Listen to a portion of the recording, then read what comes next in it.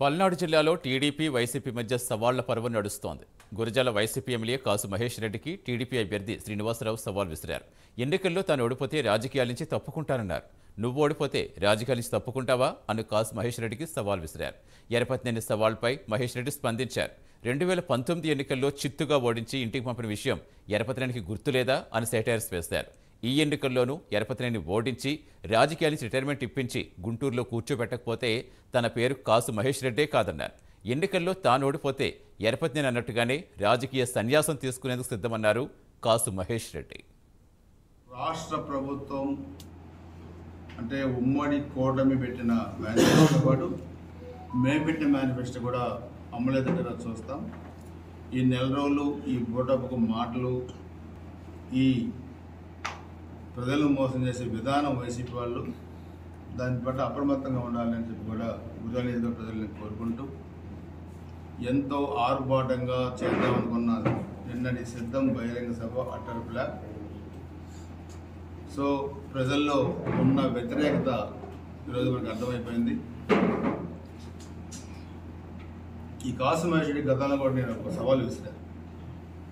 మరలా మీడియా ద్వారా ఈరోజు మరలా ఒక సవాల్ విసురుతున్నాను. నేను పెట్టిన వ్యక్తిగతమైన సూపర్ 6 మేనిఫెస్టో దాని మీద విమర్శలు చేస్తున్నాను. నువ్వు నేను విమర్శలు చేసుకోవటం కాదు, నేను విసిరే సవాల్కి నువ్వు ఆన్సర్ చేయండి. రాజకీయాల్లో వచ్చే ఎన్నికల్లో నేను ఓడిపోతే రాజకీయాల నుంచినే మానుకుంటాను. నువ్వు ఓడిపోతే నువ్వు రాజకీయాలు మానుకుంటావా? నీకు నాకు ఇదే సవాల్. నీకు దమ్ముంటే 1 అవర్లో దీనికి సమాధానం మళ్ళీ మీడియా ద్వారా చెప్పు. ఇద్దరం కట్టుబడి ఉన్నాం. ఇద్దరికి ఎవరిలో ఏది జరిగినా ఇదే చివరి ఎన్నికలు కావాలా? నీకు దమ్ము, నాకు దమ్ము ఉందన్నావు కదా, 1 అవర్లో రిప్లై మీడియాకి రిలీజ్ చేయి. నీ దమ్ము ఏంటి ఒప్పు తేలుతాయి.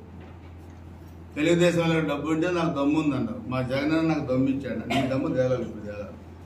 1 అవర్ నీకు టైం ఇస్తున్నా. ఇప్పుడు దాదాపు 12:50 అయింది. 2 చెప్పు. నా సవాల్ను స్వీకరించండి. నిజంగా నీకు దమ్ము ఉంటే, నిజంగా నువ్వు కాసు బ్రహ్మానంద రెడ్డి వారసుడు అయితే, నిజంగా నువ్వు గురజాల నియోజకవర్గ అభివృద్ధికి చేసి ఉంటే ఇప్పుడు చెప్పు. నువ్వు నీ దమ్ము ఏంటో ఇప్పుడు తేలాలా? నువ్వు నేను 2 సమాధానం చెప్పు. లేకపోతే నోరు మూసుకొని నీ పని నువ్వు తెలుసు.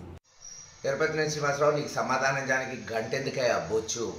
నా దమ్మేందో మొన్న ఎలక్షన్స్లో చూపెట్టా, రేపు చూపెడతా. రేపు మళ్ళీ నిన్ను ఓడించి శాశ్వతంగా రాజకీయాల నుంచి రిటైర్ చేసి గుంటూరు పంపిస్తా. నేను రాజకీయాల్లో ఖచ్చితంగా మళ్ళీ ఎమ్మెల్యేగా కంటిన్యూ అవుతాను. నీ సవాల్కి గ్యారంటీగా స్వీకరిస్తున్నా. ఓడిపోతే ఖచ్చితంగా రాజకీయాలు వదులుకుంటా. నువ్వు చెప్పేది